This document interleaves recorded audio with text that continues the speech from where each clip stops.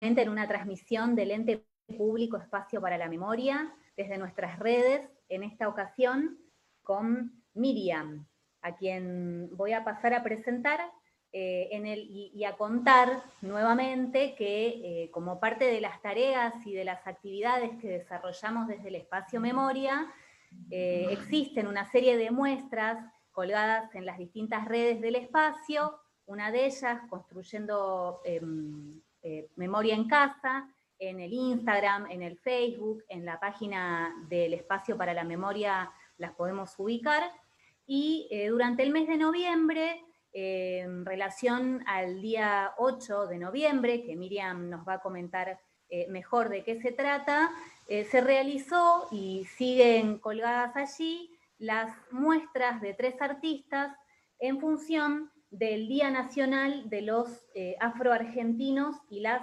afroargentinas, con el objeto de promover la defensa de los derechos humanos desde el espacio en relación a las luchas de las mujeres, disidencias y militancias de hoy, con perspectiva en defensa de los derechos de la cultura africana.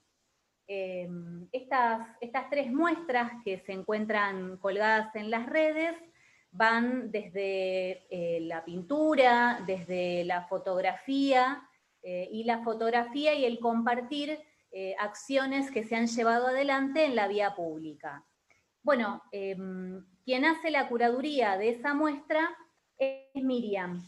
Y Miriam Victoria Gómez es descendiente de africanos en primera generación. Ella nació en Dock Sud, en provincia de Buenos Aires, en el seno de la comunidad caboverdiana. Es activista y es militante de la causa afro. Ella contribuyó a la creación y al desarrollo de organizaciones comunitarias de africanos y afrodescendientes. Tiene numerosos artículos publicados, algunos de ellos en el Boletín de la Biblioteca del Congreso y para la Universidad Nacional de 3 de Febrero, entre otros. En el año 2005 fue asesora en asuntos de negritud y afrodescendencia para la primera prueba piloto de captación de la población afrodescendiente por autopercepción llevada a cabo por el INDEC y la UNTREF. Ella nos va a contar y nos va a explicar un poco mejor de qué se trata. Es profesora de literatura latinoamericana, posee investigaciones en literaturas africanas en portugués. Es docente en escuelas públicas de la provincia de Buenos Aires y en la enseñanza terciaria y universitaria. Coordinó la cátedra de formación de jóvenes líderes afrodescendientes de la Universidad Tecnológica Nacional y formó parte de la agrupación Todos con Mandela, la red de mujeres afro-latinoamericanas, afrocaribeñas y de la diáspora, el movimiento federalista panafricanista, la Comisión 8 de Noviembre y la Sociedad Caboverdiana. Todas estas cosas que para nosotros y nosotras, en algunos casos, son de penoso desconocimiento, Miriam de alguna manera nos va a ayudar a entender y a comprender mejor de qué se tratan y cómo se tratan estos términos y estos temas en lo que refiere a ámbitos educativos. Miriam, la palabra es tuya. Bueno, buenas tardes en principio para todos, para todas.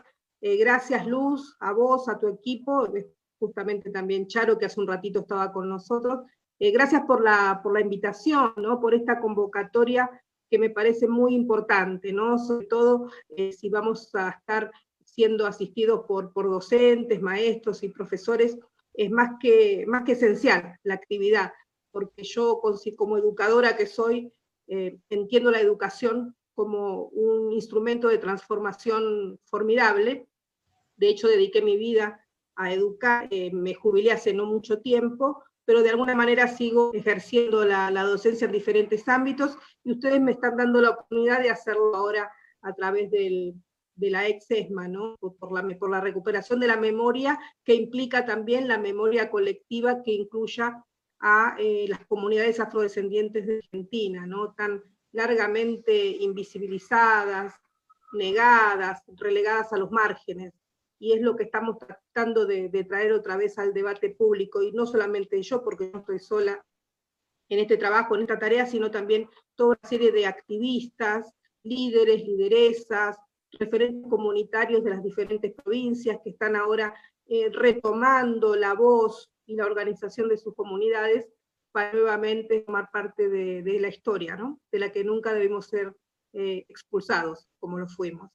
Así que, bueno, acá estoy yo dispuesta a hablarles sobre la temática. A mí me gustó, yo creo que se los adelanté, me gustaría hacer una introducción, ¿no? En términos generales, a lo que es la presencia negra en la Argentina, ¿no? ¿Por qué, cómo hablamos de presencia negra en la Argentina, de comunidades afrodescendientes, comunidades desparramadas a lo largo de todo el país?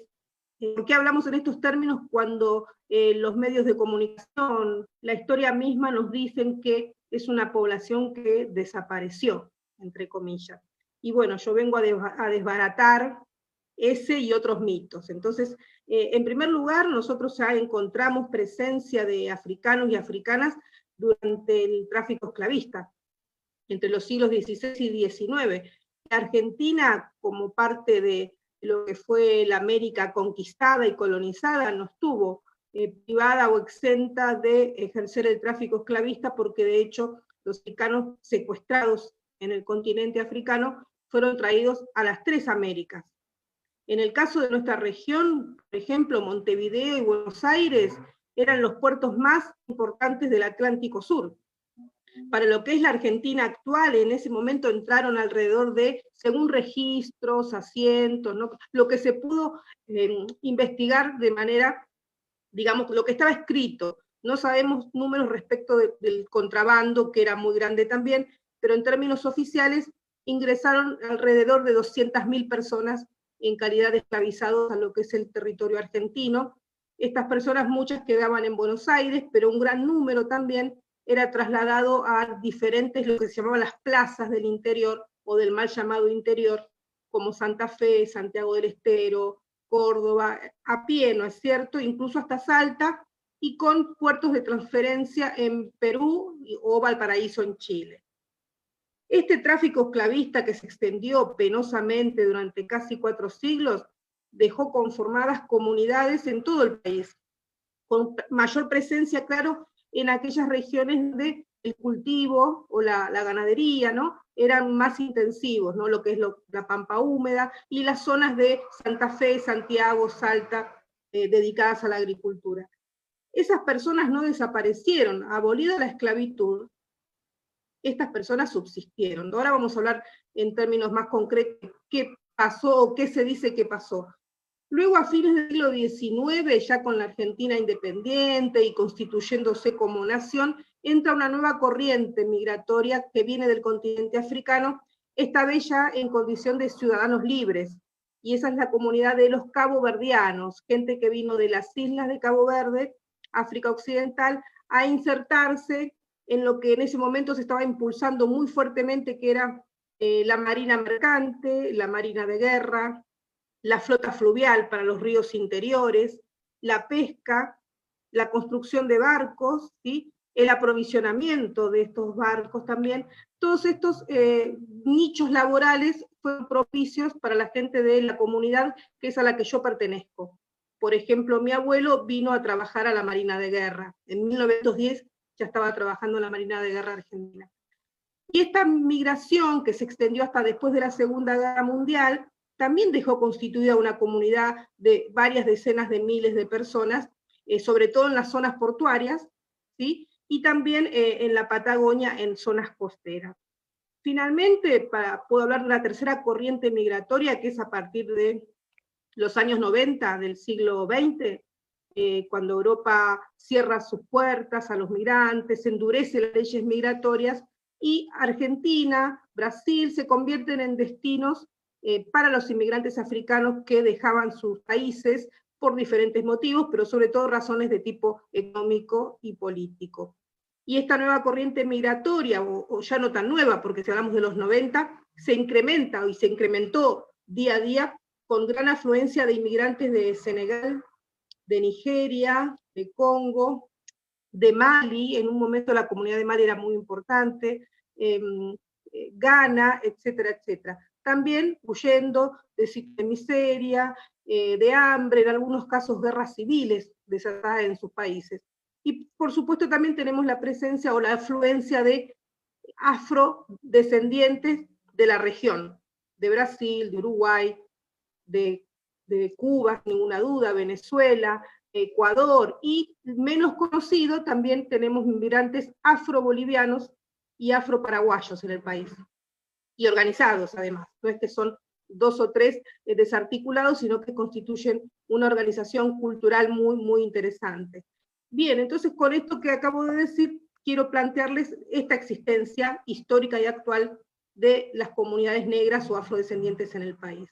Pero remitiéndome al primer grupo, ¿sí?, al de los descendientes de los esclavizados, cuando se declara la abolición de la esclavitud en la Argentina, en 1853 con la Constitución Nacional, y para Buenos Aires recién en 1861, recuerden que era una época de enfrentamientos civiles y que Buenos Aires estaba separada de la Confederación, cuando después de los acuerdos de Pavón, sí Buenos Aires se incorpora y ahí asume la Constitución, por lo cual la abolición de la esclavitud en Buenos Aires se da en 1861, es decir, casi 10 años después de la Constitución.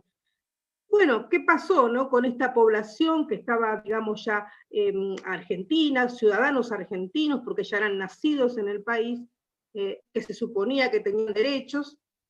Comienzas simultáneamente con la organización del país una serie de prácticas políticas y culturales que tendían a negar esta presencia, a través de varios mecanismos. Uno de los primeros mecanismos fue la invisibilidad estadística. Hasta el siglo XIX, Luz, las comunidades negras estaban incorporadas en los censos y estadísticas. Está bien que era con términos coloniales absolutamente detestables como gente de color, pardos, morenos, mulatos, zambos, una terminología, como dije, colonial, pero aludía a nuestro colectivo y era posible contabilizar nuestra presencia.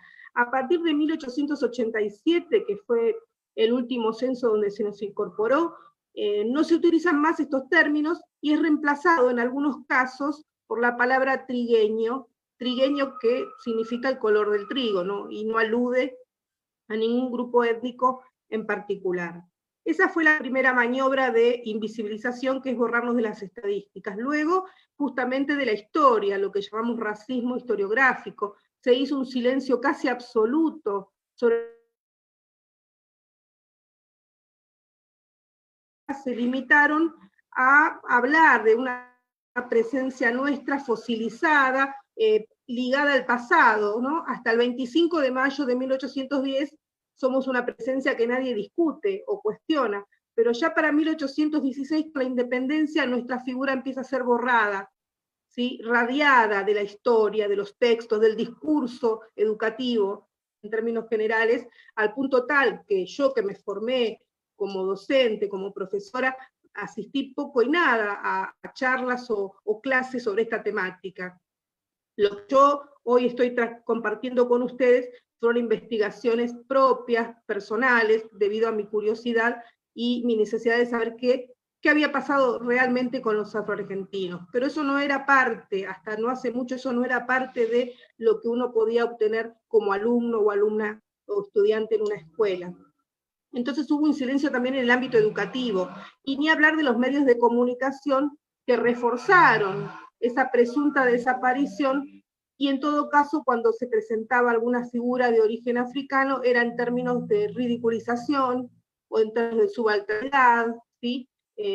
Como con un estereotipo muy marcado tendiente a lo animalesco, lo infantil. Encontramos a principios del siglo XX la revista Caras y Caretas, que tuvo una gran circulación en aquella época y que ahora volvió a circular, pero en aquella época tenía mucha publicidad que involucraba a personas negras, y lamentablemente esa publicidad siempre aparecían las personas negras ligadas a artículos de limpieza, algo así como el producto es tan bueno que a esta persona le quita lo negro y la transforma en blanca. Esa era la conclusión.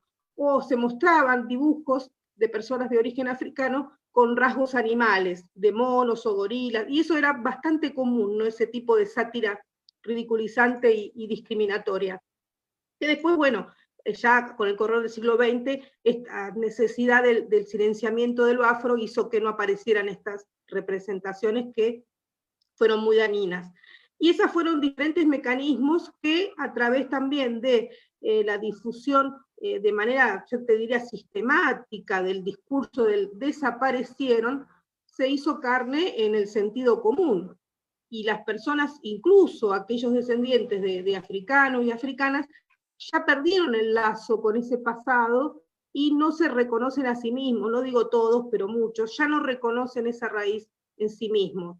Y lo que venimos a hacer nosotros como parte de estas comunidades es justamente rescatar esa memoria histórica, esa presencia, poner de manifiesto las contribuciones de las personas, hombres, mujeres, niños, jóvenes de origen africano, que aportaron a la sociedad y a la cultura argentina, ¿no? Los africanos influyeron en tantos ámbitos, se me ocurre la lingüística, hay infinidad de palabras de origen africano en el castellano del Río de la Plata, de hecho hay un diccionario que los recoge, es un diccionario que se editó en el año 2006 y en el que yo colaboré como parte del equipo editor. En aspectos como la culinaria, si uno observa lo que es la comida popular argentina, la más extendida, tiene que ver, por ejemplo, con las achuras del asado. Y esas achuras, el chinchulín, el mondongo, lo que después fue el chorizo, la morcilla, los riñones, esos fueron rescates que hacían las negras achuradoras. Las negras achuradoras son un tipo social del siglo XIX que estaban siempre merodeando en los mataderos para coger lo que se desechaba. En aquel momento se aprovechaba, me imagino que sabes de qué te estoy hablando, se aprovechaba solo la carne y el cuero, y el resto era desechado, la grasa, la sangre, las vísceras, eso era recogido por nuestras mujeres para el alimento de sus familias. Luego pasó a ser parte de la comida popular en casi todo el país. Bueno, en la música, a veces es demasiado trillado hablar de eso, pero el tango tiene un origen africano que después, claro, se vio enriquecido con otros aportes, pero el origen, incluso la palabra tango es de origen africano, la milonga, el candombe, la chacarera, la charanda correntina, etcétera, etcétera. Te puedo hablar en términos de religiosidad, ¿no? El culto de San Baltasar en todo el litoral, bueno, Baltasar no era un santo, pero nuestras comunidades lo transformaron en santo, y todos los años, el 6 de enero, hay una procesión en el litoral que justamente venera la figura de San Baltasar. San Benito de Palermo, la figura del negro Manuel, que cuidó de la Virgen de Luján durante décadas y que realizó curaciones con la vegetación que crecía alrededor de la Virgen, curaciones que la Iglesia ha certificado. Ahora el negro Manuel está en proceso de beatificación y es el primer paso para luego ser santificado, ¿no? Y el negro Manuel era de las islas de Cabo Verde, específicamente. El negro Manuel es de 1600, lo llamo así negro Manuel porque es la forma en que está historizado este tema. Y así como esto que te estoy comentando, hay infinidad de contribuciones de los y las africanas a nuestra cultura, incluso en nuestra vida cotidiana, ¿no es cierto? Entonces me parecía importante justamente develar estos misterios, desbaratar tantos mitos sobre nuestra existencia, mitos que nadie o muy poca gente se ha tomado el trabajo de investigar, pero ¿será verdad que se fueron? ¿Será verdad que tenían frío y por lo tanto se fueron a Uruguay? Cuando en realidad era al revés, los afro-uruguayos fueron a la Argentina, ¿no? Y esa serie de mitos son los que a veces cuesta mucho desbaratar porque están muy grabados en el imaginario popular. Y no es para menos, porque hasta los presidentes argentinos han sostenido esta falacia. Sarmiento en el siglo XIX decía que para ver un negro tenías que ir a Brasil. Luego Menem en el siglo XX, cuando fue presidente, en una entrevista en el exterior, le preguntaron, yo digo con cierta picardía, si había negros en la Argentina, y Menem respondió que no había negros y que ese problema lo tenía Brasil. Yo no sé si ustedes tuvieron acceso a esa entrevista, pero fue muy comentada. Yo sé que ustedes eran chiquititas en esa época, pero bueno, tengo los recortes. Y no hace mucho tiempo, ¿sí? Miriam, si me permitís interrumpirte. Sí. ¿Cómo no? porque no es mi intención cortarte, pero sí me gustaría comentarte algunas cosas antes de que avances. Nosotros y nosotras, desde el espacio, trabajamos fundamentalmente con instituciones educativas, con organizaciones sociales, bueno, y distintas y otras agrupaciones, pero puntualmente con el trabajo que desarrollamos en escuelas, tenemos un taller que va de sexismo y estereotipos, y en estos talleres que nosotros desarrollamos y nosotras desarrollamos, utilizamos en un momento una serie de publicidades, de fotografías de publicidades como icónicas en el peor de los ejemplos. Y una de las publicidades muy comentada es una de un desodorante que hace exactamente alusión a todo lo que vos contaste, digamos, condensa todo lo que vos mencionaste en relación a la población negra. Existe esta estereotipación en relación al lugar que vos mencionabas, también en términos de lo histórico a nivel mundial, digamos. Yo soy generación del 80, ya adentrada la democracia, y la verdad es que a lo largo de toda mi formación educativa, digamos, nunca hubo un despliegue, un desarrollo en ninguno de los distintos estamentos, digamos, sobre la temática, sobre la cuestión de la negritud o de la afrodescendencia, digamos, como si no fuera parte de nuestra historia, y queda como relegado, como bien vos dijiste, a los aguateros de las postales de 1810 y nada más. Así es. Sí, absolutamente así. Esas mismas carencias yo las noté en mi formación, ¿no? Y hablo del sistema de educación pública, ¿no? A partir de la ley 1420 de Sarmiento, que desarrolló toda una escuela, una institución más que valiosa, ¿no? Yo siempre digo, yo estudié gracias a Sarmiento y a pesar de él, ¿no? Claro. Pero porque él instaló la escuela pública, gratuita, obligatoria, la desparramó por todo el país, y por eso es muy recordado y respetado en todo el continente y fuera del continente. Pero al mismo tiempo Sarmiento pensaba que los afrodescendientes y los pueblos originarios no podíamos ser parte del desarrollo del país. Para él éramos sinónimo de atraso. Y ahí, bueno, ustedes conocen su libro Facundo, Civilización y Barbarie, que justamente marca una dicotomía que marca eso que nos atraviesa como país, ¿no es cierto? Lo europeo, ¿sí? Que es considerado culto, superior, civilizado, y lo americano originario, junto con los africanos, como los atrasados, los incultos, sin civilización. Bueno, ya lo había dicho Hegel mucho antes, dijo, África es el continente sin historia.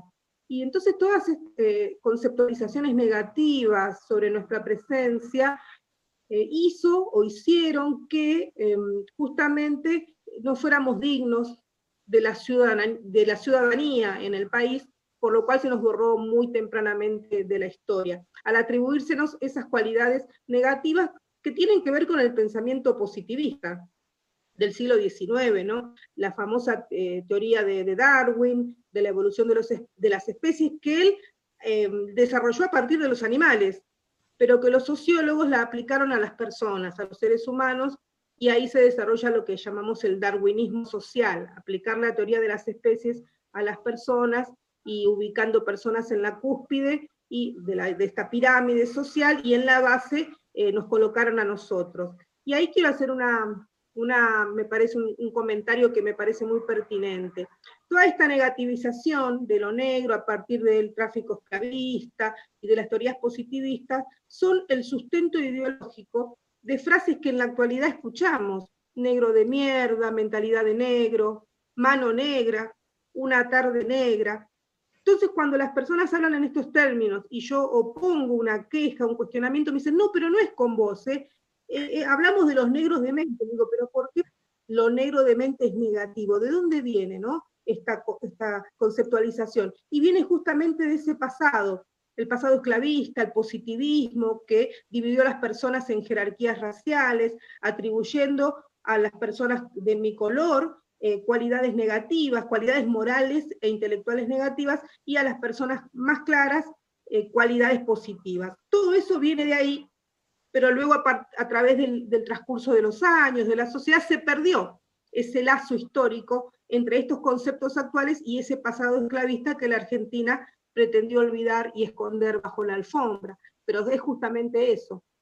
Y como decía al principio de nuestra charla, ¿no? Me parecía muy importante que esto llegue a educadores, a docentes, porque la escuela puede ser ese instrumento transformador, puede ser y lo es, de hecho, ¿no? Porque si la escuela enseñó mediante el silencio que no existíamos, también puede enseñar lo contrario.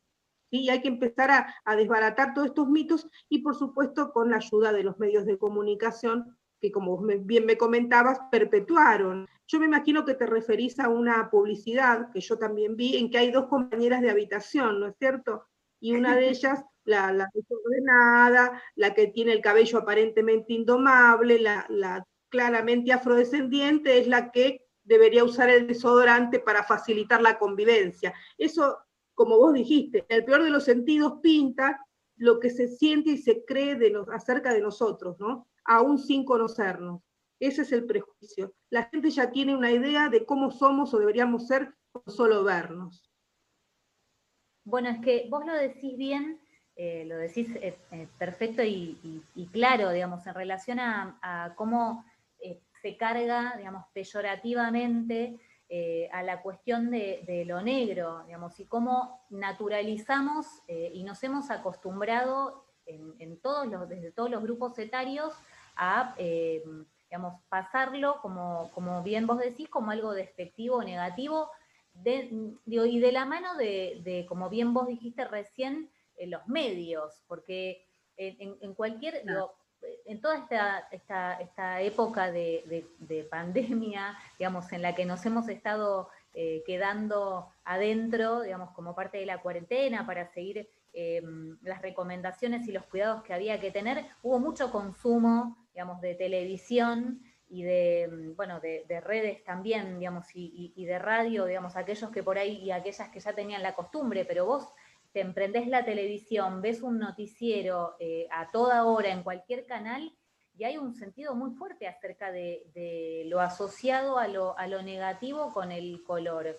No me quiero ir en el comentario obvio de la señora de la televisión y esa famosa y célebre frase, pero es algo que, digo, para nosotros es una humorada y sin embargo se sigue asentando, digamos, y dejando la base de que esta humorada, bueno, va, como vos bien decías recién, no, digo, no es por vos, no es por la persona puntual, claro, pero va cargado igual de toda esa negatividad en términos generales, y seguimos construyendo ese mismo ideario.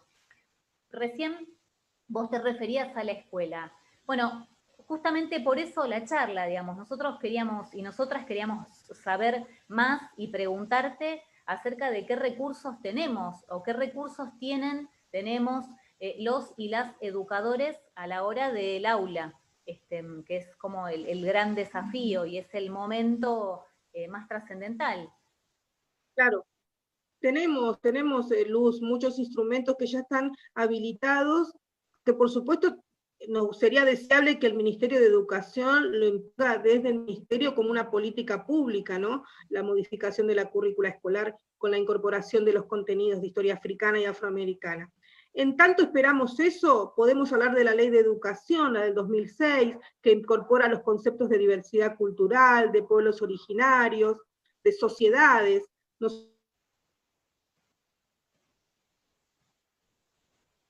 Se nos ha ido un poquito la imagen y el audio. Pero bueno, como bien decía Miriam, nos encontramos con un montón de estas cuestiones hoy más presentes a partir del empuje. Escuché la última parte, Luz. Miriam, yo recién estaba comentando, no sé si ahora nos escuchamos bien. No. Ahora escucho. Ahí está. ¿Ahora puede ser? Sí, te Se escucho, corta un Luz. poquito. Sí, sí.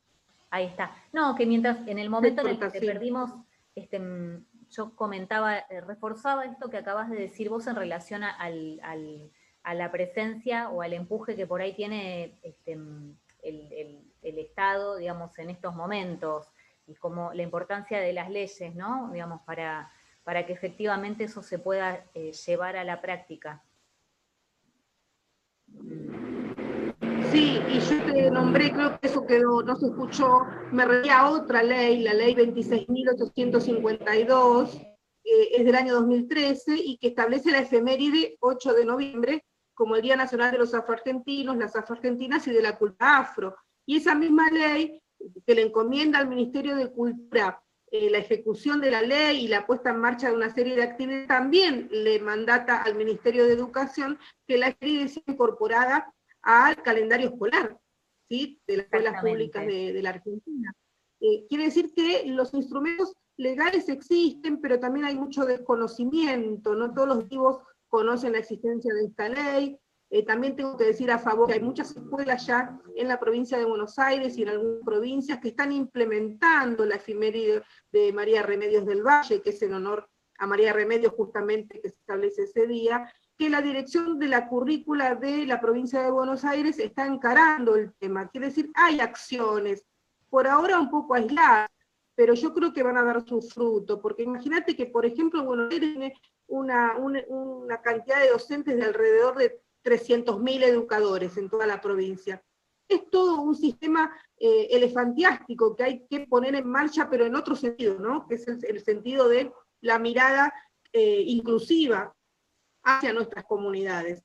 Yo entiendo que se están dando cambios, en este momento que estamos atravesando, sabemos que es muy difícil la situación por la pandemia, que es incierto el futuro respecto de cómo va a evolucionar la enfermedad, sin embargo ha habido algunos pasos a favor de la revisibilización de nuestras comunidades, y te nombro dos hechos específicos. Hace poco tiempo en el Instituto Nacional contra la Discriminación se creó una comisión para la reparación histórica de las comunidades afroargentinas, y por otro lado, desde la Secretaría de Cultura de Nación, perdón, la Secretaría de Derechos Humanos, funciona ahí donde ustedes están en este momento, Sí. Por un lado, se creó una nueva dirección, que es la Dirección Nacional de Equidad Étnico-Racial, Migrantes y Refugiados, a cargo de un afrodescendiente, el licenciado Carlos Álvarez. Eso ha sido un paso histórico, realmente, crear esa dirección y poner al frente a un afrodescendiente. Esperemos que el próximo sea mujer en esa misma dirección. Pero bueno, son varias las batallas que hay que dar, ¿te das cuenta? Y Miriam, también se cree, sí. Mira, me diste el pie exacto para preguntarte al respecto. Nosotros y nosotras sabíamos que vos, y como lo mencionaba en tu presentación, fuiste convocada por el INADI en distintos momentos. Y digo, ligo dos cuestiones. También presidiste una asociación y sabemos, quizás, si no te incomoda, vos nos podés contar un poco más, en donde también se generó una cuestión frente al tema del género, ¿no? Digamos, que está como presente permanentemente. No sé si vos nos querés contar un poco más al respecto. Sí, por supuesto, Luz. Hay tanto para contar que a veces las cosas se me escapan si no me llamas la atención como en este caso. En realidad, las mujeres de nuestras comunidades, mujeres y diversidades, porque también la mujer afrodescendiente es diversa, ¿sí? En términos religiosos, en términos de la diversidad sexual, términos culturales, porque provenimos de diferentes comunidades, pero nos atraviesan las mismas situaciones, ¿no? Como descendientes de africanos. Y hace unos años, en la Argentina, una corriente que podemos denominar feminismo afro, o feminismo negro, porque es un feminismo que si bien surge a partir de los encuentros nacionales de mujeres que está en Argentina hace varias décadas, este feminismo también encontró que había particularidades que no eran consideradas por el feminismo hegemónico, o feminismo blanco, o como quiera, o tradicional, o como quiera llamárselo, y por lo tanto empezamos a indagar en esas particularidades y a acudir, a estudiar, a analizar las ideas y los textos de nuestras pensadoras, de pensadoras afrodescendientes en todo el continente. Por ejemplo, Sueli Carneiro en Brasil, Yamila Ribeiro, Angela Davis, afro-norteamericana, activista, ex Black Panther, y que hoy es una mujer que recorre el mundo justamente hablando sobre estas cuestiones. Ella fue una de las primeras en alertar hace 4 décadas sobre la interseccionalidad entre raza, entre millas, género y clase. Angela Davis estuvo en América del Sur el año pasado y tuvimos la oportunidad de intercambiar con ella una serie de pensamientos y de acciones al respecto. Entonces, este feminismo afro es el que ha afectado nuestra realidad desde nuestro punto de vista y está actuando, sobre todo están muy activas en las redes, chicas y chiques muy jóvenes que están impulsando esta mirada novedosa. Esto no quiere decir que nosotras no fuéramos feministas, de hecho yo lo fui desde siempre, pero cuando me inicié en esta lucha, justamente con la democracia, ya en el año 33, mi mirada y mi visión era que el racismo estaba por encima de todo lo demás, ¿no? Nuestro enemigo público número 1, y lo sigue siendo, pero también advertí, y esto me va a advertir las más jóvenes, que las opresiones no se pueden jerarquizar, no hay opresiones mejores o peores que otras, sino que todas nos atraviesan simultáneamente.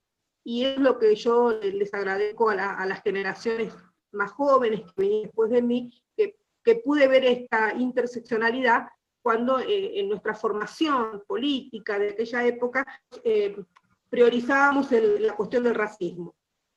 Sigue estando ahí, pero también ahora se le suman la cuestión del género, ¿sí?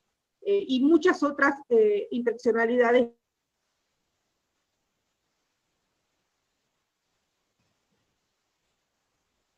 Tenemos un problemita de conectividad.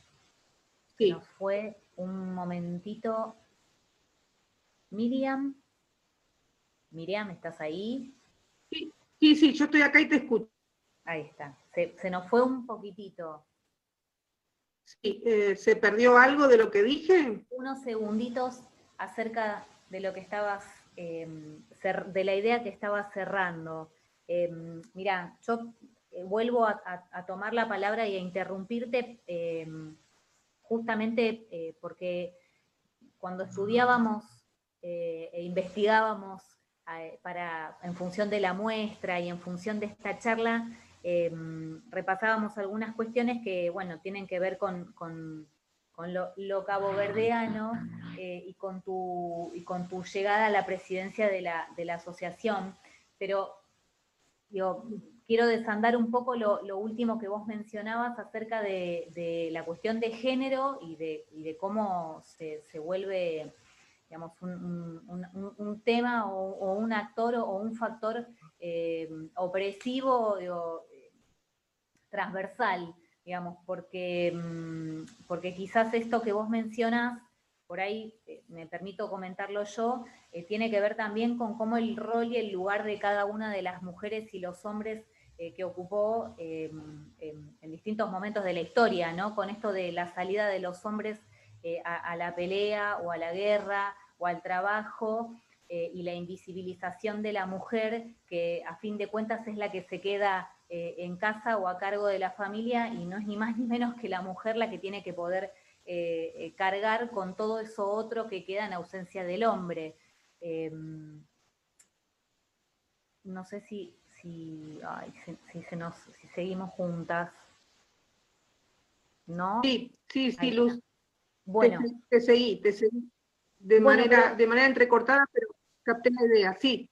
Pero ¿sabes a dónde quiero llegar con todo esto? Me voy unos cuantos siglos más atrás, porque vos lo mencionaste también, la mencionaste y va de la mano de que es el 8, ¿por qué el 8 de noviembre? No, es una referente, por eso me parece importante traerla. ¿No nos querés contar un poco más acerca de quién es o quién fue María Remedios del Valle? Que me parece que viene bien a lo que estamos charlando, al punto de lo que estamos charlando ahora. Sí, Luz, sin duda, porque además María Remedios es la que levantamos desde nuestro feminismo específico, es la figura que levantamos porque ella representó y representa todas nuestras luchas. Imaginen esto, María Remedios nació esclavizada a fines del siglo XVIII. María Remedios luego participa en las guerras, en primer lugar como enfermera, ¿sí? Que era el lugar que tenían las pocas mujeres a las que se les permitía integrar un batallón, como enfermera, como la persona que curaba a los heridos, que les daba agua. Y tiempo después, cuando ella pierde a su marido y a sus 2 hijos en batalla, ella misma toma las armas y se convierte en soldado. Y un soldado que se destacó de una manera tan extraordinaria que llamó la atención de los grandes capitanes y generales, al punto tal que Manuel Belgrano la nombró capitana del Ejército del Norte. Imaginemos qué valor tendría esa mujer, la inteligencia, la estrategia, para que Belgrano, a un poquito a regañadientes, la tuviera que nombrar capitana y dejarla al mando de un sector del ejército. Imaginemos, ¿no? Esa figura que para nosotros es totalmente iluminadora, es una que nos dice cómo tenemos que seguir, cuál es el camino a tomar. Él supo desde el principio de qué lado tenía que estar, porque cuando ella toma las armas, no solamente es para liberarse a sí misma o a las zonas de su comunidad, es para liberar a la Argentina, ¿no es cierto? Ahí no hubo cuestión racial que le impidiera, ella superó todas esas barreras, esas opresiones, el racismo, el patriarcado, el machismo, la mirada despectiva hacia las mujeres en general y hacia las mujeres negras, que éramos el último eslabón en la escala social, ¿no?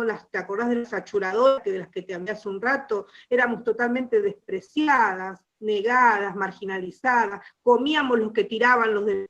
Ella se elevó de todas esas inequidades a un rango de persona que la coloca, en mi opinión, al de San Martín, ¿sí? Del padre de la patria. Aquí tenemos a la madre de la patria, como la bautizaron sus compañeros de armas, no es casualidad que sea ella. Entonces, exactamente, y eso también es...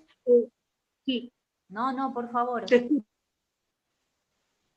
Bueno, no, yo iba a agregar algo que tiene que ver, cuando yo hablo de las especificidades de nuestro feminismo, tiene que ver también con figuras de María de Remedios, porque nosotras, las mujeres negras, siempre estuvimos obligadas fuera de casa, siempre trabajamos fuera de casa, porque cuidábamos niños y las casas de las mujeres, de las otras mujeres que luego desarrollaron un feminismo que reivindicaba, bueno, queremos ir de las estrechas paredes del hogar, queremos profesionalizarnos, etcétera, etcétera. Nosotras siempre estuvimos en la calle, para decirlo de alguna manera, entonces nuestra lucha no puede ser la misma, o por lo menos no son las mismas banderas, aunque puede ser la misma lucha porque es la liberación, finalmente. No son las mismas banderas. Por eso hablaba de una especificidad. Sin duda María Remedios representa todo eso, pero también, ¿por qué no? A mujer argentina, esa mujer argentina que lucha, que atraviesa las barreras, que reclama por sus hijos y por sus nietos, todavía después de casi 40 años de la dictadura. Entonces, esa mujer, María Remedios, tiene que ser un símbolo a abrazar por toda la sociedad, porque como dice, ella luchó por todos, no solo por sí misma, no solamente para conseguir la libertad que se les prometía a los afrodescendientes que ingresaban al ejército, sino que luchó también por la independencia y la libertad de la sociedad argentina, del pueblo argentino. Y en esto, y si me estoy extendiendo, avísame, quiero agregar lo siguiente. Te decía al principio de Hegel, que hablaba de que África era el continente en historia, que se nos consideraba incultos, salvajes, ¿sí? Sin alma. Yo considero que uno de los mayores gestos civilizatorios de un pueblo, de cualquier pueblo, es la lucha por la libertad.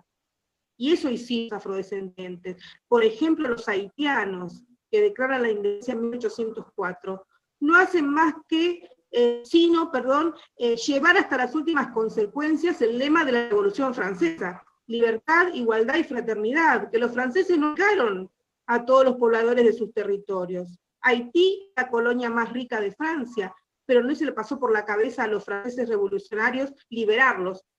Fueron los mismos esclavizados los que llevaron la libertad a sus compañeros y compañeras. Luego la Argentina, los afrodescendientes esclavizados, marginados, negados, son los que pusieron su pecho, su cuerpo, su sangre, libertad y por la independencia. Y eso para mí ya nos dio gente de civilización, ¿no es cierto? La lucha por la libertad. Quería agregar esto por si nos estamos quedando cortos en el tiempo. Sí, sí, y tiene que ver con lo que estábamos charlando. Yo pensaba, y pensábamos desde el equipo, digamos, en la importancia del reconocimiento de María Remedios, porque realmente es un personaje, digamos, totalmente desconocido para quienes tocamos en algún momento, digamos, o nos ha interesado la historia. Y tiene que ver otra vez con esta cuestión y con esta acción invisibilizante, invisibilizadora. Esto que estás contando vos también, de las grandes referencias en relación a los movimientos de independencia o de descolonización, y sin embargo, digamos, como siempre, un sector que queda a la espera, que queda relegado y que queda ahí guardadito, porque digamos, nos ensucia la cruzada patriótica o revolucionaria, digamos, digamos, estoy exagerando, no estoy satirizando, digo, pero cómo Sí, entiendo. nosotros y nosotras también de alguna manera, como digo, desde el desconocimiento y de manera decidida, digamos, y desde un posicionamiento, digamos, seguimos desconociendo el rol, el lugar y el pedazo de historia que tenemos a cuestas.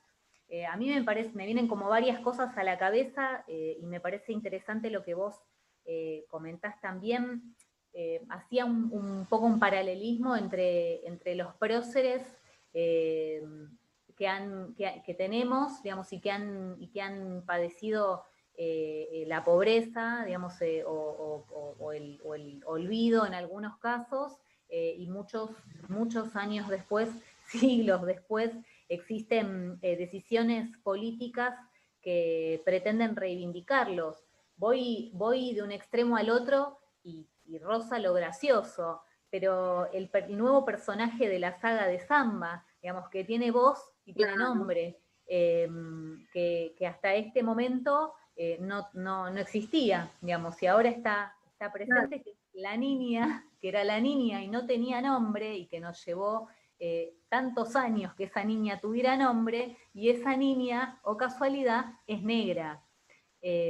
Claro. Bueno, claramente Fue muy sintomático, eso, muy simbólico, Luz, y el hecho de que una niña tenga nombre y tenga historia fue fruto de la demanda de las comunidades negras. Hace años que venimos advirtiendo sobre falta de nombre, sobre un personaje que está anclado en el pasado, desconociendo la actualidad de los afrodescendientes en la Argentina. Esas conversaciones las tuvimos en muchas oportunidades, desde el Ministerio de Cultura, que bueno, la señora que dirige los canales oficiales como Encuentro, etcétera, perdón, Paca Paca, ese personaje, fue una demanda de la comunidad realmente, porque advertimos muy pronto esa carencia. Como la niña negra, la única que aparece, no tiene nombre, y por supuesto además ligada a un pasado, ¿no? Vestida con esas ropas supuestamente que son las que usábamos nosotras en la época colonial, en fin, una serie de estereotipos que, bueno, se están reviviendo, pero claro, costó bastante realmente,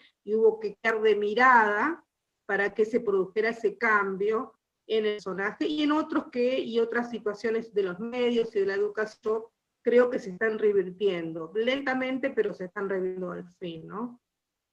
Sí, Es muy sintomático ha sido esto. Mira, recuerdo en este momento algunas actividades que hemos llevado a cabo a lo largo de estos años desde el espacio, y bueno, y la aparición, en algunos casos como si fuera algo llamativo de comunidad o de colectividad afrodescendientes entre los listados de desaparecidos, digamos que los hay y las hay, y poco se conoce al respecto. También, mira, pensaba parte parte de mi historia familiar tiene que ver un poquitito con el Río de la Plata, y pensaba cómo justamente las comunidades, digamos, se alojaban, como bien vos decías al principio, en todo lo que tiene que ver con las terminales portuarias, ¿no? Digamos, y todo esto que tiene que ver con la migración, inmigración y con el trabajo y con el reclamo de los derechos, y otra vez, digamos, con la organización política, y bueno, y justamente con la importancia de poner en relevancia todas estas cuestiones que vos estás comentando. Claro. A ver, yo no quisiera tampoco dejar pasar la mención de las compañeras que han formado parte de las muestras que Sí, están justo colgadas. pensaba en ellos. Sí, sí. Exacto, que están colgadas en las redes. Una de ellas es la fotógrafa Malu Campello, la artista mutante Robin y la artista visual Mar Díaz Pacheco. Vos fuiste la curadora de la muestra. ¿Querés contarnos por qué ellas, Sí, por qué su bueno, trabajo? claro. Además de que las tres artistas son súper talentosas, me interesaba el trabajo que ellas llevaban a cabo y unir el propósito de tu equipo, ¿no? De mostrar esa obra.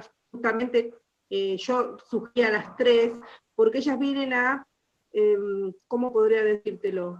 A llenar ese vacío de imágenes de nuestras comunidades. Hay un notorio vacío a lo largo de la Argentina de imágenes de nuestras comunidades, sea fotografía, sea retrato, ¿sí? Instalaciones. Bueno, pasó lo mismo que en otros ámbitos, ¿no? La absoluta invisibilización, ¿sí? De nuestras comunidades. Como se decía, a cierta altura del siglo XIX aparecíamos en ciertos cuadros, ciertos pintores como Martín Bornet, que reflejaba a la mazorca de rosa, tristemente caracterizada, y luego empieza a imponerse otro modelo en la pintura, en la iconografía, que nosotros ya no seamos dignos de formar parte. Y estas artistas justamente hacen el camino inverso, que es empezar otra vez a registrar, fotografiar, pintar, poner en una tela, en una pared, en una intervención, imágenes que han sido largamente despreciadas. Y eso me pareció como, de parte de ellas, un gesto político fundamental, lo cual unido al talento convierte a esas obras en cosas realmente maravillosas. Me encanta lo que hace Malu, tiene unas fotografías increíbles, un manejo de la luz fuera de serie. También Mutante Robin, con Laurita, con sus obras, sus instalaciones son increíbles, cómo representa a nuestras ancestras, a la madre tierra, toda esa ancestralidad que fue herida por el tráfico esclavista, ese pasado de conocimientos, de historia, de sabiduría que trajeron nuestras mujeres, el Mutante lo recupera, ¿no? A través de su obra. Y también, claro, la obra de Mar, fotografía y las instalaciones, las intervenciones en el espacio callejero, recogiendo protestas, reivindicación. Me parecía todo muy a propósito de lo que estamos necesitando como sociedad, qué es lo que tenemos que ver, o una de las cosas que tenemos que ver, tan necesarias, es lo que representan las tres artistas que están ahí exponiendo en el museo. Me parecía que era como muy a la altura de las circunstancias y muy acordes con la época que estamos viviendo. Están dando respuesta a una demanda.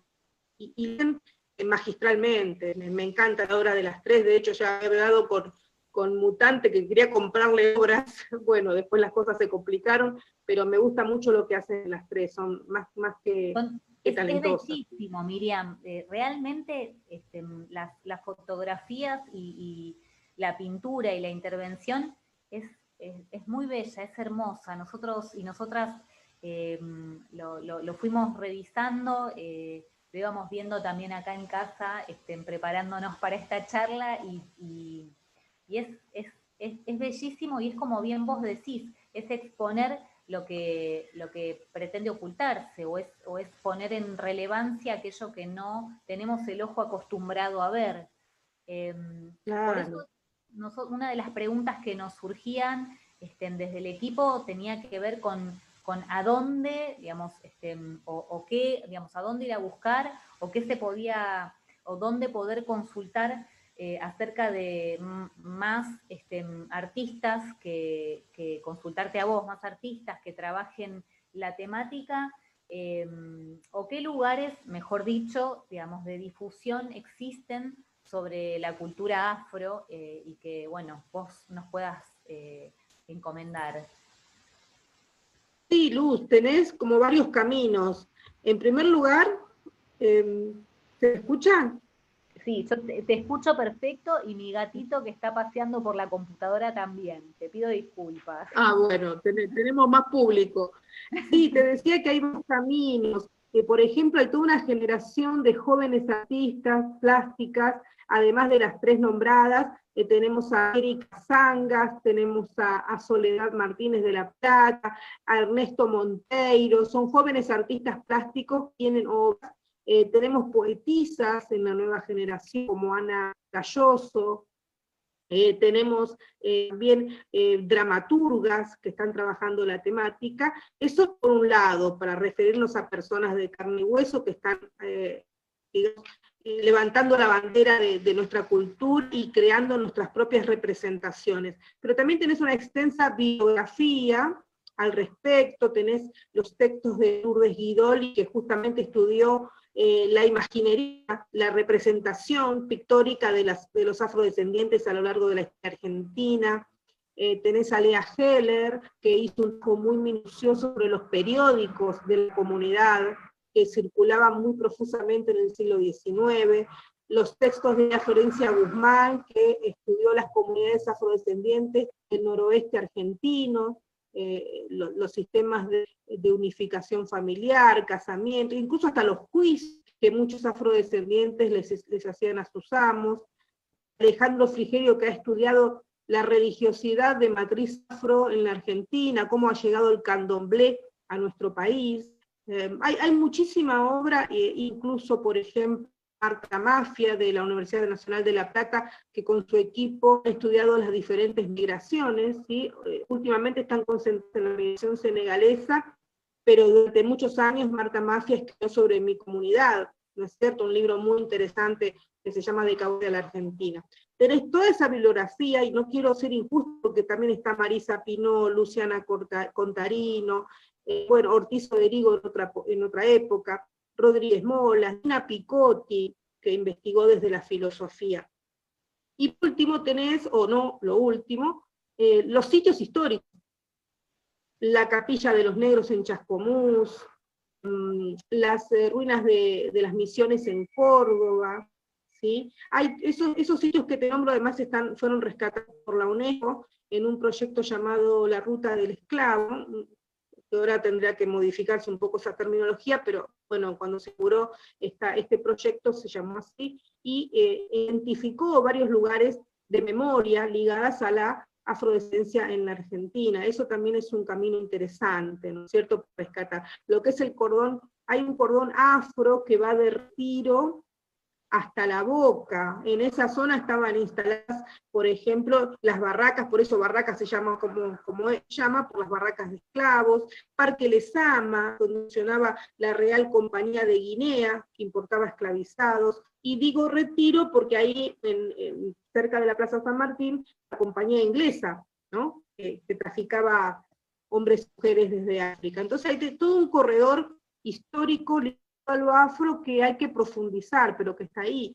En el año 2004, 2005, nosotros, comunidad, reclamábamos una casa en San Telmo, Pensa 1464, existe un caserón muy antiguo, en cuyo sótano se encontraron bueno, utensilios y artefactos comprobadamente pertenecientes a afrodescendientes que habitaron en esa casa en otro momento de la historia. Esto fue un trabajo que realizó Daniel Chavelson de la Universidad de Buenos Aires, en un libro llamado Buenos Aires, llamado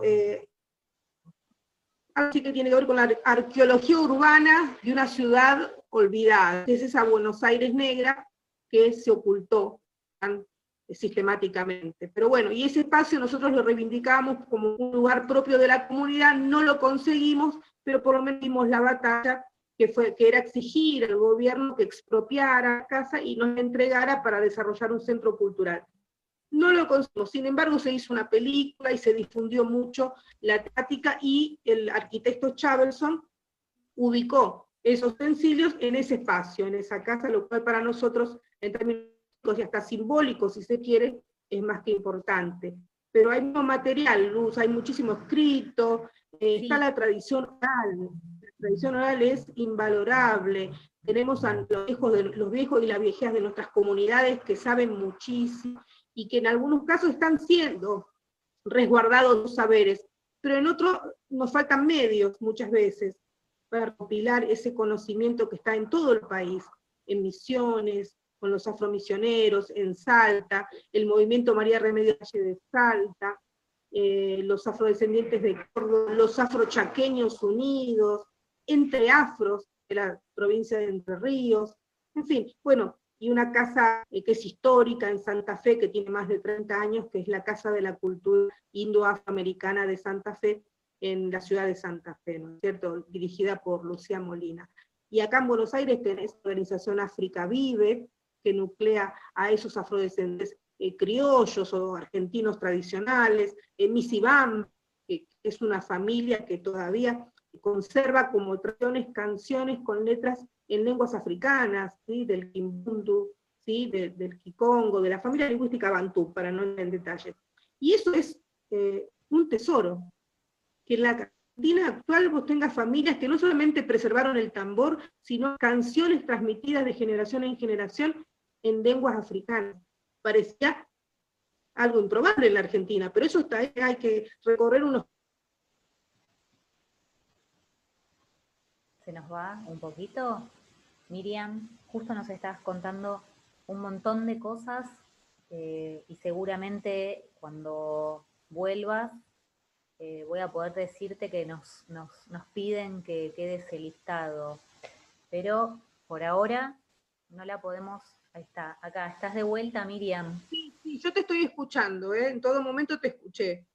Ok, perdón, entonces quizás sea yo la que tiene problemas de conectividad, pero si me escuchaste, lo que quería decirte era que estábamos recibiendo mensajes donde nos piden que si en algún momento nos podés hacer un punteo, o nos encargaremos nosotros y nosotras de hacerlo, como para dejar en las redes recomendada esta bibliografía y estos lugares donde encontrarnos con la cultura.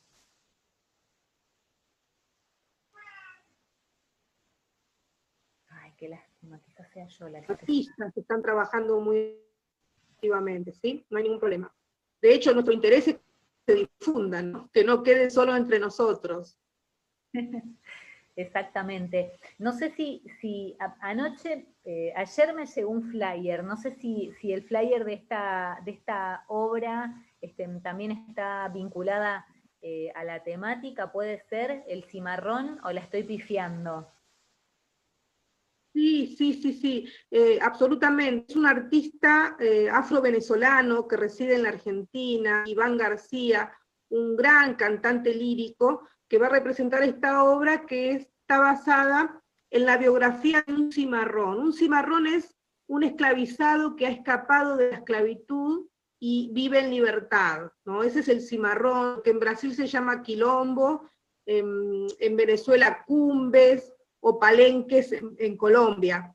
Eso es el cimarrón. Sí, me pareció importante difundirlo porque es un artista de primera línea, pero además el tema que está representando nos toca muy de cerca. Sí, por supuesto. Véanla, bien. Es el 9 de diciembre. El 9 de diciembre, exacto, el cimarrón, para buscar, y está auspiciada por la UNTREF, que también, como bien lo mencionábamos al principio, vos trabajaste y es una universidad que tiene interés por promover digamos, todo lo vinculado a derechos y bueno, a aquellos desconocimientos que tenemos en relación Sí. a nuestra cultura. Tiene un trabajo bastante importante. Yo provengo de esa casa y la quiero Sí, mucho, bueno, así que la disfruto claro. El también. diccionario, lo editó en TREF. La prueba piloto que hicimos en el 2005 fue con la Universidad de 3 de Febrero, y también fue la primera universidad que instaló la carrera de estudios de diversidad cultural con especialidad en estudios afroamericanos. Hace muchos años, ya hace más de 15 años. Así que sí, es muy meritorio lo que hace un TREF desde siempre. Bueno, Miriam, yo no sé si vos te quedaste con ganas de contarnos algo más, algo que te parezca importante que no se nos vaya, no se nos pase en este encuentro. A mí lo que más me Sí, gustaría... Sí, decime.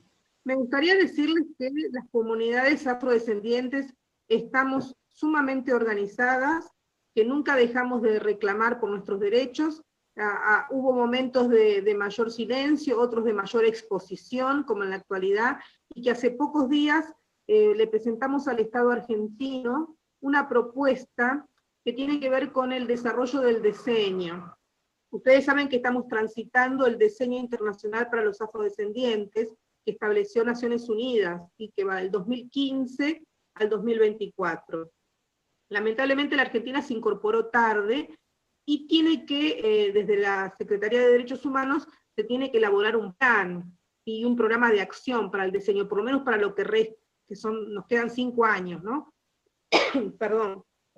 Nosotros como sociedad civil realizamos una serie de encuentros durante todo el mes de octubre y parte de noviembre, recogiendo propuestas de todo el país, las necesidades de nuestras comunidades en todo el país, y elaboramos un documento final que a mí me tocó revisar y que presentamos la semana pasada a la Secretaría de Derechos Humanos, que va a organizar una mesa interministerial con la presencia, por supuesto, de tu equipo, de la ex-ESMA, como justamente la sede de los derechos humanos, pero también el Ministerio de Educación, el Ministerio de Cultura, etcétera, etcétera. Entonces, bueno, esto es lo que hizo la comunidad como muy reciente para que sea tenido en cuenta, un extenso plan y programa de acción que elaboramos desde la comunidad y que ahora está en manos del Estado argentino. Lo hicimos como una contribución. Yo sé que el Estado tiene que desarrollar su propio plan y programa, pero nos interesaba que tuviera nuestro punto de vista, que vea qué definiciones nosotros alcanzamos a través de varias semanas de análisis, de trabajo, de intercambiar, y eso fue lo que presentamos al Estado, y que por supuesto también lo puedo compartir con ustedes, porque ya ahora es del dominio público, ¿no es cierto? Me parece más que importante, ¿no? Esto de que nunca desaparecimos, que nunca renunciamos a la organización, que seguimos creando vida, cultura y sobre todo compromiso con nuestra sociedad en la que estamos aquí, ¿no? En la que estamos, o queremos ser incluidos de manera diversa y respetuosa. Eso me parecía importante señalar para ir cerrando. Bien, Miriam, también sé que han realizado otra presentación, es verdad, acerca de los billetes. ¿Puede ser? ¿Nos querés contar? Sí, te cuento, eso fue, mira, eso lo hicimos a principio de año, cuando supimos que se iban a editar nuevos billetes con nuevas imágenes, e inmediatamente redactamos una nota pidiendo que la figura sea la de María Remedios. Y te puedo decir que hace poco, menos de un mes, nos respondieron del Banco Central para decirnos que va a ser considerada nuestra propuesta y que prácticamente está aprobada. Así es, sí, sí, sí. Esto muestra que estamos metiéndonos en todos lados porque no descansamos. Y a veces tenemos respuesta positiva, ¿no? Como esta. Bueno, pero lo que estaba bueno de Así poder es. comentar esto es que pese a la pandemia, digamos, no hubo un cese de sus actividades, y eso es lo más importante. Digo, que uno encuentra las maneras y busca la vuelta como para poder presentar, digamos, aquello por lo que está pugnando. Y algo más, perdón, que yo quisiera sumar, que estábamos comentando antes también de iniciar la charla. Bueno, tarea nos queda, digamos, para recolectar toda esta información, toda esta bibliografía, estas recomendaciones que vos nos hiciste. También, bueno, está la obra, el 2 de diciembre a las 5 de la tarde va a haber otra charla pero realizada por parte del Museo Histórico Nacional Argentino, con Ezequiel Adamowski, digamos, nos interesa comentarlo porque tiene que ver con la actividad y la acción permanente en relación a la temática. Bueno, digo, esto que queda en las redes del espacio, que queda en nuestro micrositio, que es de público acceso, Memoria en Casa, y formará parte de un nuevo recurso, digamos, para trabajar y para profundizar en el tema y en la terminología y acudir a nuevos lugares, además de la muestra, ya que, como decíamos al principio, Miriam, nosotros somos también, de alguna manera, un enlace con los equipos docentes, digamos, con quienes desarrollamos trabajos Claro. de profundización de derechos, de los derechos humanos, de lo Sí, sí, ocurrido, claro. vinculado directamente a la última dictadura cívico-militar, y en términos más amplios también. Ojalá cuando termine esta pandemia y por ahí para despedirnos vos nos quieras explicar un poco mejor qué es, nos podamos encontrar en La Cachupa.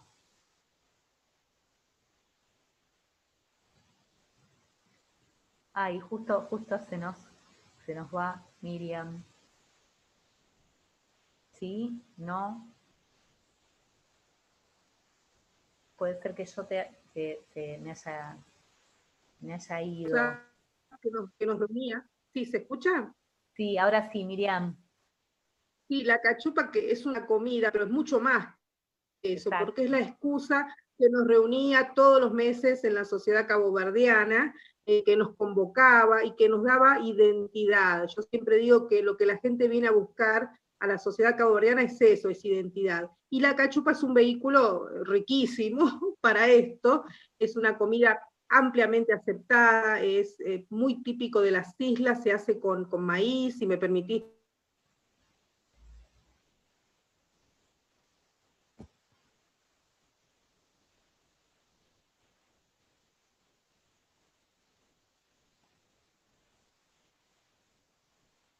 Ay, Y eso nosotros lo establecimos como una tradición, ¿no? Y ya se convirtió en algo que la gente espera, o esperaba, hasta la pandemia lamentablemente que tuvimos que interrumpir, pero son encuentros muy numerosos, muchísima gente en que se encuentran las familias, los amigos, se come y por supuesto después se baila hasta que, hasta que la gente decide, porque muchas veces nosotros empezamos al mediodía, pero a veces son las 9 de la noche y la gente no se va y seguimos con la música, con la comida, y bueno, y eso ha sido un factor aglutinante muy importante en mi comunidad. Y es un espacio también de la familia, porque venían los viejos, los chicos, las mamás, las señoras grandes, las más jóvenes, y era un momento en que circulaba no solamente nuestra cultura, nuestra tradición, sino el amor que hay dentro de mi comunidad y que por supuesto es uno de los factores que nos ha permitido sobrevivir y sobrellevar momentos tan difíciles. Nosotros veníamos de Cabo Verde huyendo de la hambruna. En la época en que mi abuela llegó a la Argentina, milagrosamente pudo llegar, había muerto el 10% de la población a causa de la falta de alimentos, derivadas de la falta, por un lado, de agua, porque en Cabo Verde no llueve, o llueve cada 7 años, cada 6 años, y también por el abandono de las autoridades coloniales, hay que decirlo. El colonialismo portugués fue totalmente nocivo para con mi pueblo, con mi comunidad. Nos expulsó de nuestra propia tierra en búsqueda de mejores condiciones de vida. Por eso la necesidad de la independencia, ¿no? La lucha por la independencia.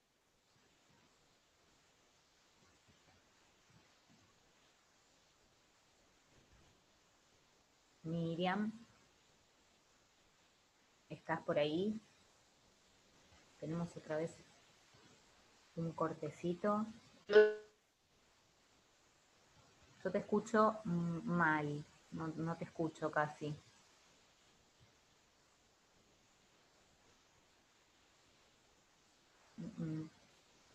No sé si me estarás escuchando vos. Qué pena. Ay, Ahora, ahora tú, sí, ahora sí.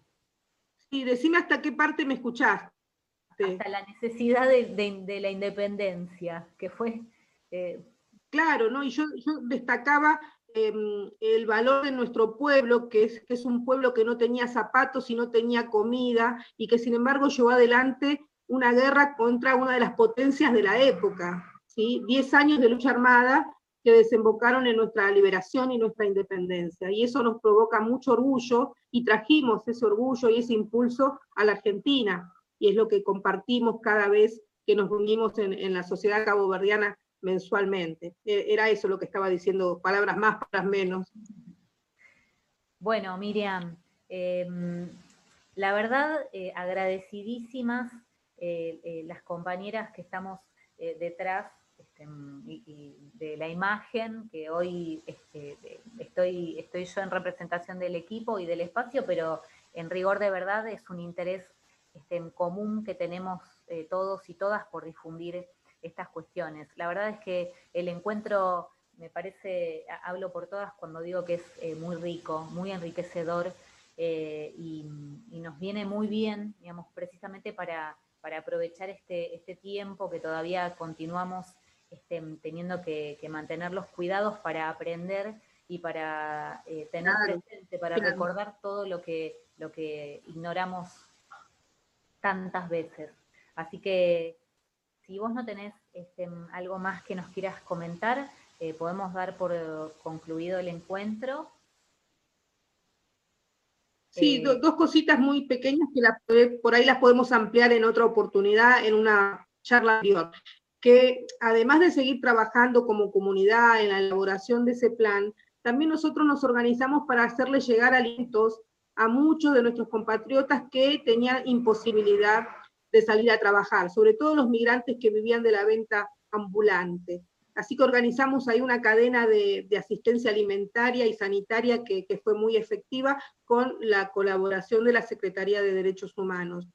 Y por otro lado, sí, durante la dictadura, la lamentable dictadura cívico-militar, hubo detenidos desaparecidos de origen africano.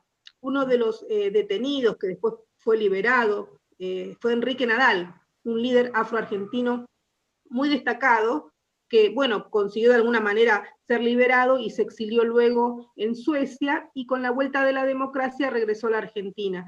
Y en el 2015, bueno, Enrique Nadal ya está fallecido, ¿no? E hicimos un homenaje ahí en la ex ESMA, inaugurando un mural con la figura de Enrique Nadal. Así que quería simplemente agregar, cerrar con esto. La actividad presente es lo que estabas mencionando, que son esas gigantografías que hacemos en las paredes, con las imágenes. Exactamente, sí. Para poder hacer presentes a nuestros desaparecidos, a nuestros referentes, a nuestras figuras que a veces no, digamos, que se han escapado físicamente o que nos los han robado, pero que están y que no los queremos olvidar. Sí. Justamente, de eso se trata, sí. Miriam, muchísimas gracias. Recordar nuevamente, digamos, esto queda en todas las redes del espacio, y con todo lo que vos has mencionado podemos seguir incursionando en el tema, que nos va a venir muy bien y que nos ajusticia en términos históricos. Muchísimas gracias. Por supuesto. Gracias a ustedes. Con otra actividad. Por supuesto, cuenten conmigo y les agradezco la convocatoria. Chao, Luz, y chao a todo el equipo. Muchas gracias. Charo, Fernando, a ustedes.